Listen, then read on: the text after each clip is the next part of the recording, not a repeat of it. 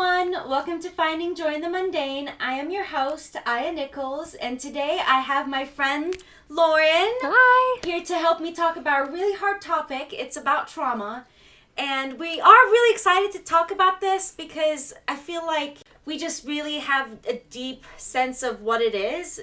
So she got her degree in social work, and I've been working in the mental health field for a long time. So I'm really excited about this. Thank you for being on. Thanks for having me. Anytime. So what do you think of trauma when that subject comes up? Gosh, I mean, so many things. When you think of trauma, I mean, for me, like, I always think of, when you have, like, an accident, like a car accident, and you experience all this, bruising, and then you go in for, like, a scan, and they can see, like, the internal bleeding and the, all the internal trauma. Yeah. When I think of, like, other forms of trauma that's not necessarily, a car accident, I think of that same type of, internal just tension that it does to our bodies and how it can look the same a lot of times. Yeah, we were talking about this before taping, how even though you weren't even physically abused, like the emotional trauma on the inside could look just as bruised as the outside. Yeah. And that's crazy to me. Yeah. So the sticks and stones... They really can break your bones. They really can. and words can hurt too. Yes. Yeah. Wow. So I wanted to touch on like what trauma actually, like the definition of it. Mm-hmm. And I came across this definition that I really liked. It says that trauma is not just an event that happened in the past. It's an event that happened that's also imprinted on you, on your mind, on your body, that follows you and continues to shape who you are after. So it's not something that you can just let go of. It becomes a part of you. And I think that's why it's so hard for a lot of people who have been traumatized to express that and to let go of the things that have happened to them. Yeah. And when you haven't experienced that before, people don't understand, why can't you just let it go? Mm-hmm. Yeah. And having those words to say, well, like, now it's a part of me. And not to say they want that to be a part of them. Yeah, sometimes you're not even given an option. No, exactly, yeah. Yeah, when it comes to trauma, I mean, and everything that we experience, it shapes who we are. Yeah. That creates our worldview, and how we view the world. And then when it's trauma, when it's a traumatic experience or a long-term traumatic experience over and over and over, whether it's physical or emotional, that definitely becomes who we are because, in those moments, I mean, everything else just kind of ceases to exist except for that trauma that we're going through. And so, it becomes who we are. And no, we can't let it go, and at least not easily. Yeah. Yeah. I mean, it doesn't just change the way we think or how we think. Mm-hmm. It changes our ability to think. Mm-hmm. Like that physical ability to process thought and emotion all in the same time. Mm-hmm. It reduces our ability to be able to handle that kind of stimulus. Mm-hmm. Because most of the time, if you've been through a traumatic event and it stayed with you, that means it's already a part of that system and that everything else is just piling on top. Mm-hmm. So often, people who have been traumatized are overstimulated and overloaded emotionally, and that takes a physical toll as well. Mm. And we see that a lot whenever, when someone's been through some physical trauma, whenever someone sneaks up on them, they flinch. Mm. Yeah. Usually that's a normal, a person walking up to you is a normal thing. I still flinch with Sam. If he were to do something too quick, and we've been married over 6 years. Yeah. So it is definitely something that knowing that is going to be a part of me now does help me process it. It doesn't make me feel like I'm a weirdo for still flinching. But the fact that I still am just shows the long-term effects of it. Yeah. So you've been married for 6 years, over 6 years now, to Sam, and you still flinch, if he sneaks up on you too quickly or moves too fast doing something, and to not be alone in that, knowing that there's other people that are just like that, as they're experiencing new things on the other side of trauma. I mean, that has to be kind of encouraging, right? Yeah, because it's not easy after being traumatized to experience new things. Yeah. Because once you've experienced that, then that's the lens you see the world and experience every new event in your life. It's like every experience is contaminated by this one event. And that sucks. Because, like, I remember on my wedding day, I was a hot mess. I was sitting there doing jumping jacks in my wedding dress. Because really? I was so anxious, and I was literally thinking that Sam was gonna die, like, and that the whole world was falling because. Why? Because my past has told me that, like, good things don't happen. That, like, that's what my brain has been conditioned, and this was before, like, really my treatment. So yeah, I was so nervous. He wanted to go to Waffle House with his friends. Yeah. And I was like, that's it. He's going to die on the way there or on the way back. So I had no idea. Yeah. Like, whenever I think back on that day, like, I always think of so many emotions all being brought together. And I wouldn't say it was the happiest day of my life, just because I don't think I would have been able to differentiate my emotions then. Yeah. Living in that moment. Because you were seeing everything through. All at once. Yeah. All those mixed emotions. Yeah. Holy moly. So the only thing that I can honestly remember is fear. That is my number one emotion on my wedding day. And then after it was over, relief. Thank goodness it's over. Goodness, we're alive. He didn't die. He made it to Waffle House and back. He made it to Waffle House. He came back. He actually came back. So it was good. But to have every experience after that, like, just be contaminated, that is disheartening, especially, like, to hear, because it's like, how do you ever overcome that? Yeah. And how do you actually move on with your life? Yeah. Well, how have you? Like, do you feel like you have? I think it's taken a long time for me to be able to move past the trauma that I've experienced, just because I've had different layers of trauma. And mine started very early on, like childhood trauma. And I think that really had an effect on who I am as a person and how I saw the world from a very young age. So I was conditioned with my trauma. And that in itself, I think, has a much bigger effect than experiencing trauma in adulthood. Yeah. Well, talk a little bit about that. Like, you know, I don't know how much you want to share, like, about what you've experienced, but, like, talk a little bit about that. I think growing up, I experienced a lot of different types of trauma because I was born in a terrorist state. And because of that, it was high levels. We were under attack, bombings in Lebanon. And with that high stress, my mother developed schizophrenia. So she developed that before I was even born. So the minute I was born, it was to an unstable mother.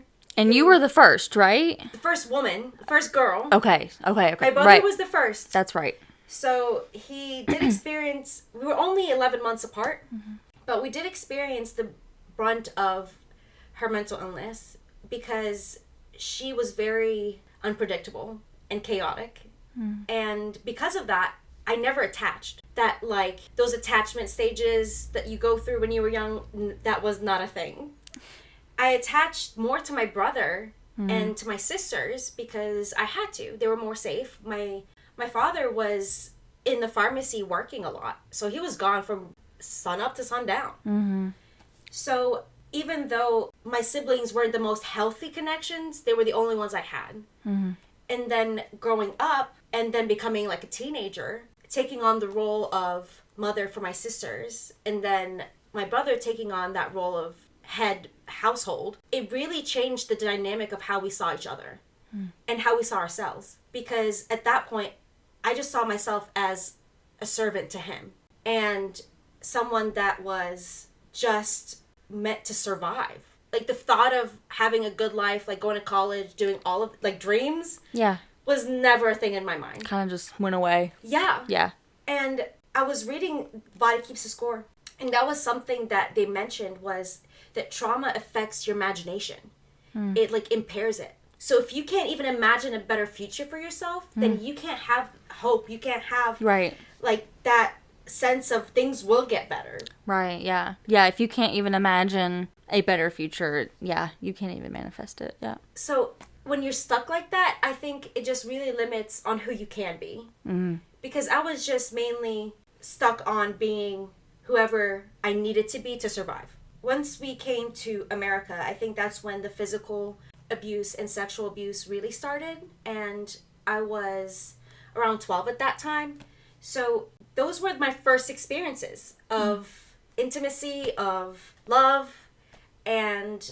Of love. Let's be... Love, yeah, love. like, quote unquote, yeah. Love. Yeah, like, not real, yeah. But that's what I attributed to it. Mm-hmm. And it took me a very long time, up until I probably met Sam when I was 23, to really start understanding what love is. Mm-hmm. Because I could not attribute like that physical affection or that kind of even like family love. Like I could not comprehend how both of them could exist at the same time. Right. Yeah, because this sexual abuse was someone you knew. It wasn't some stranger. No. It was a family member. So it was something that, you know, you trusted, and an authority figure. And you never thought that would happen within that system. But once it does, it changes the way you see the world and experience the world. Yeah. And crazy enough, like 1 in 8 girls, 1 in 8 will experience that before they're 18. Yeah. 1 in 8 will experience some kind of sexual abuse, sexual assault. Yeah. And 1 in 4 times that's somebody that they know. Yeah. And like those types of statistics are mind-boggling to me, and it's things that we don't talk about enough. You know, in the school system, in the church, in if you know 4 walls of a house, you know, you don't talk about it enough.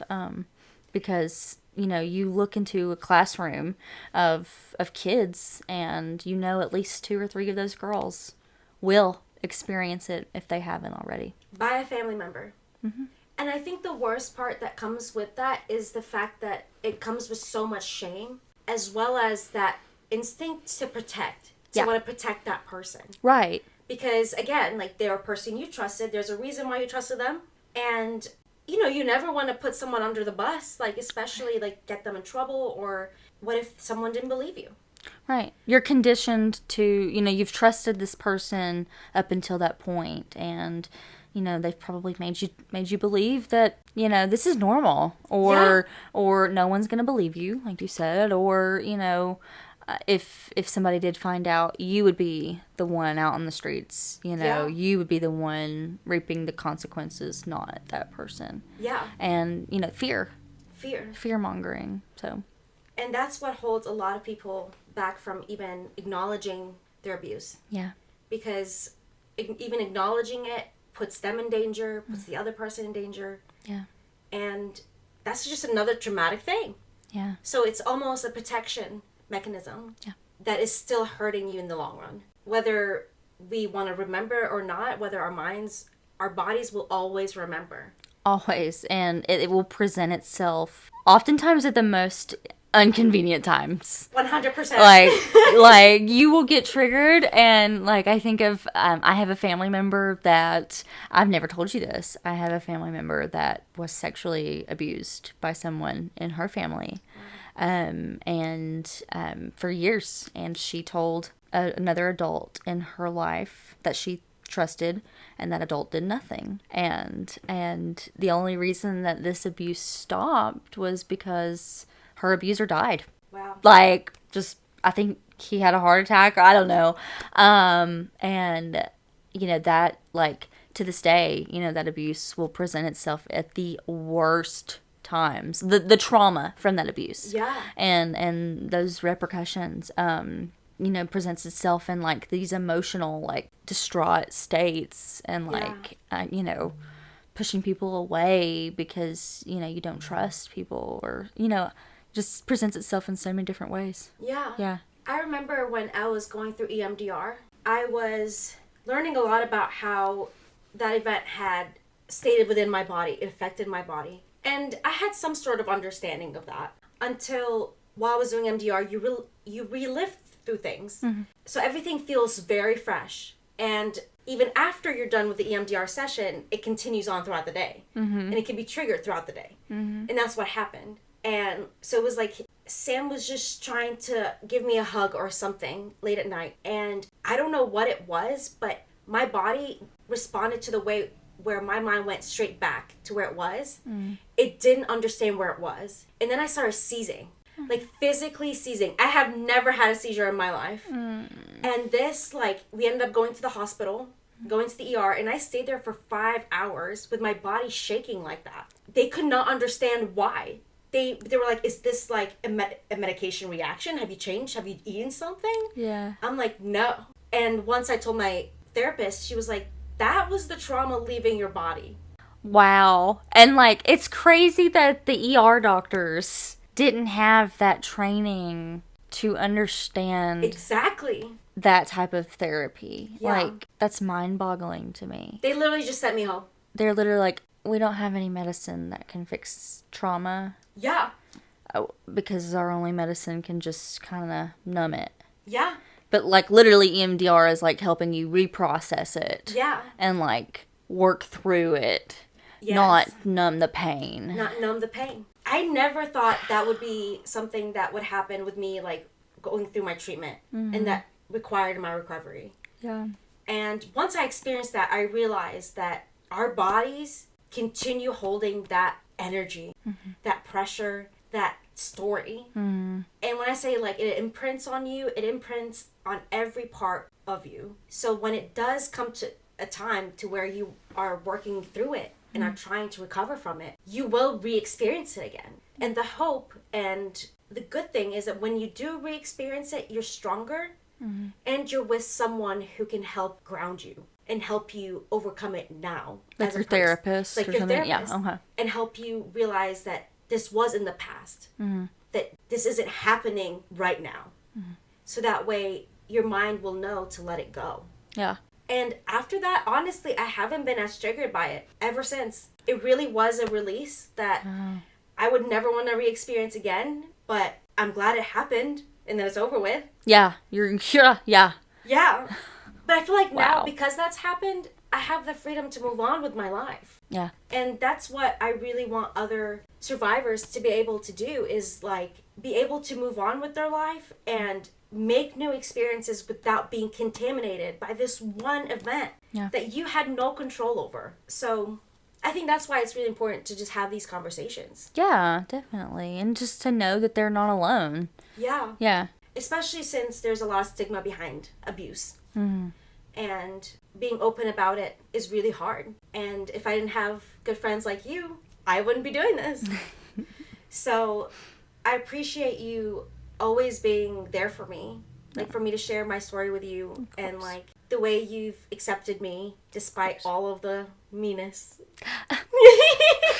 There's nothing to be like, despite all of. Well, like, you know, like with my eating disorder, when that came on full-fledged, we like, love you. I mean, that's why I missed your wedding. So it does affect people and your friendships, and I appreciate you being and sticking with me through that. Of course. But speaking of, I mean, so how did, like, you developed that eating disorder from your trauma, right? Yeah. Like, talk Yeah. a little bit about that. Well, I think eating disorders can develop because of our culture today. And we will do an episode on just eating disorders because of how ingrained it is within our culture. Right.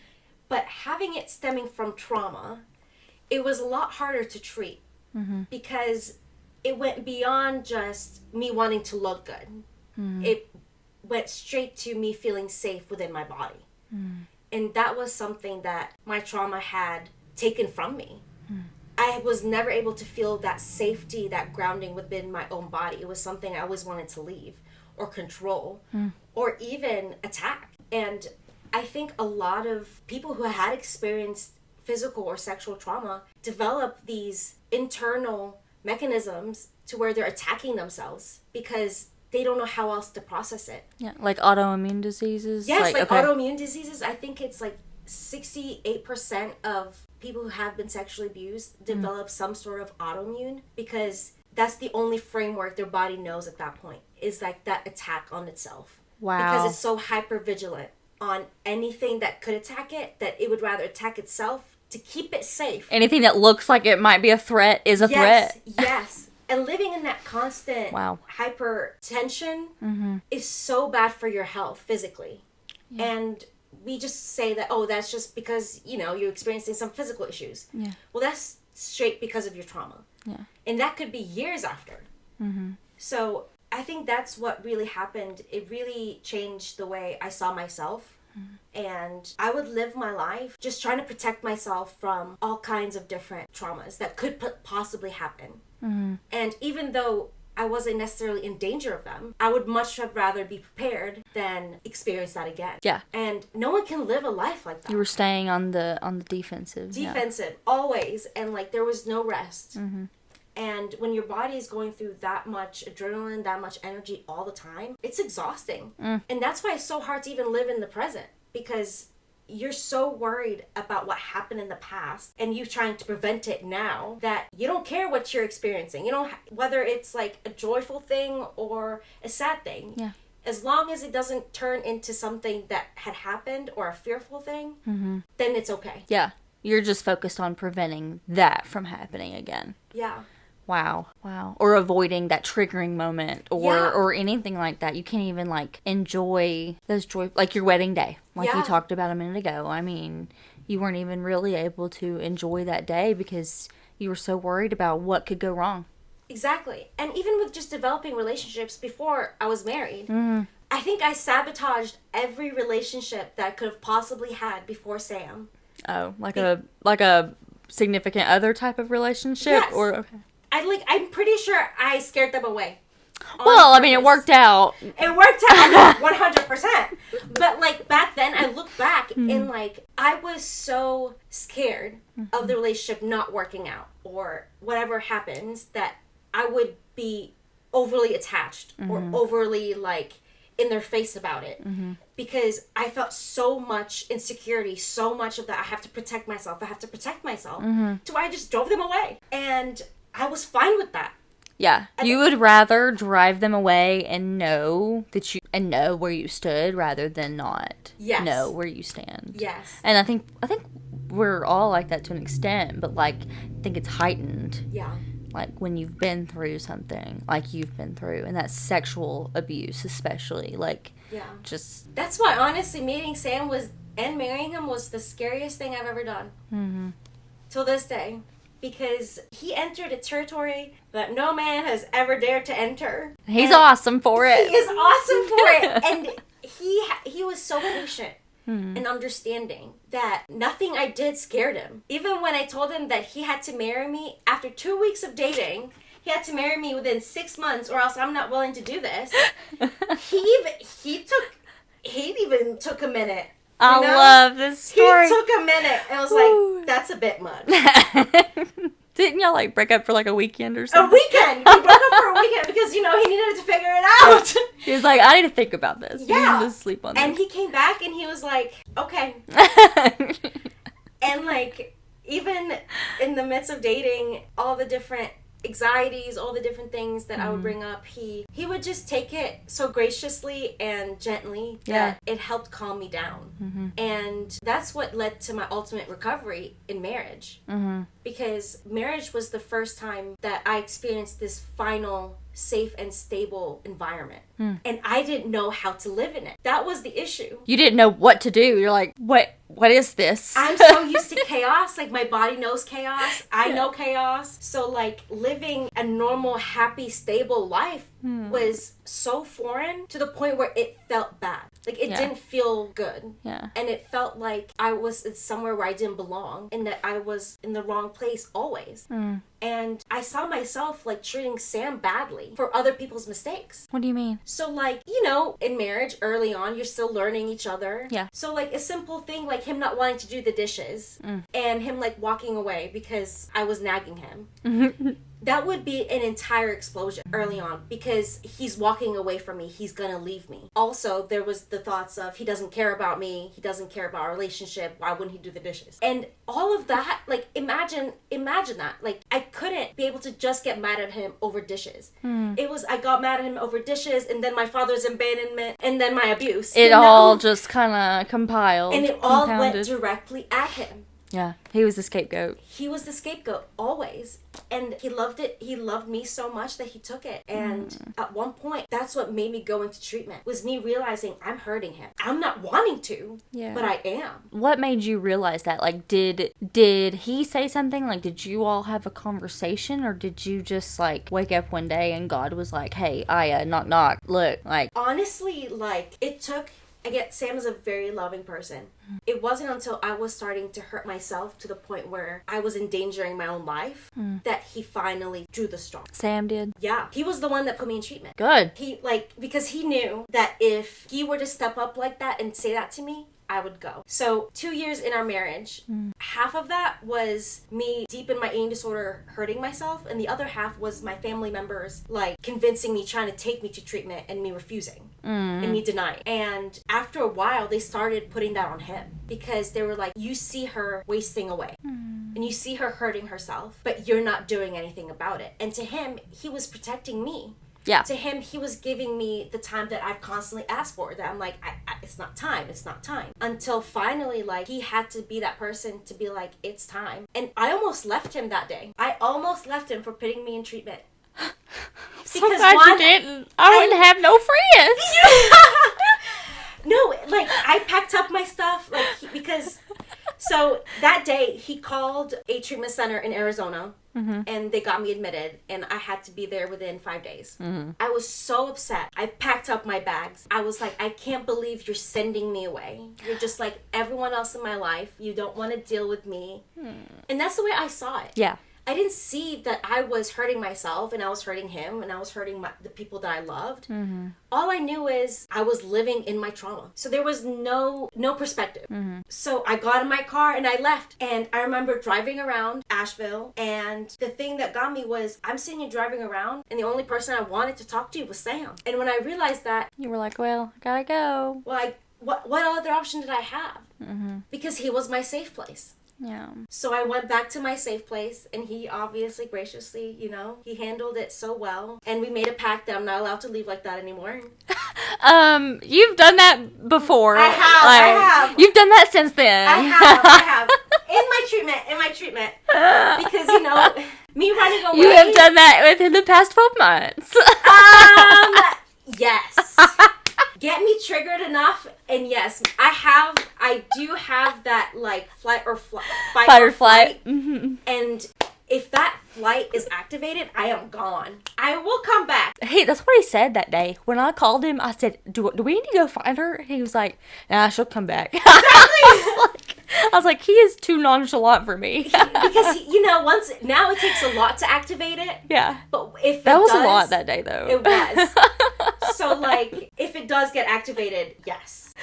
So just to say, even when you are in recovery, it can still happen. You can still be triggered. It can still happen. That's why it's a lifelong thing. Yeah. But it's good to have a support system. Yes. And you've got that. And I know myself now to where I'm like, okay, I can come back and be like, that wasn't good.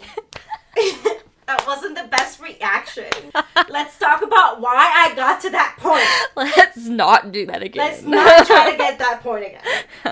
And then we're able to move on and, continue having a happy marriage and have Mia and be able to be good parents.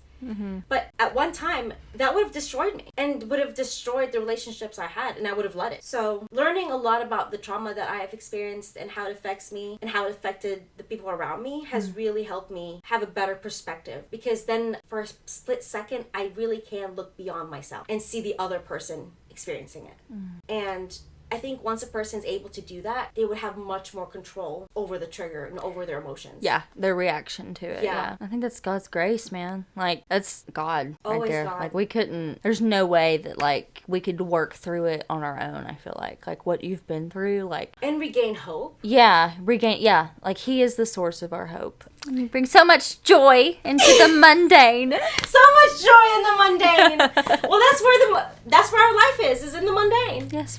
So thank you, Lauren, for joining me, and I'm excited to have you again next week, where we talk about and dive in more about verbal and emotional abuse and trauma and how that really affects us. It'll be a good conversation to have. It will be. So stay tuned, and thank you so much for watching. Bye.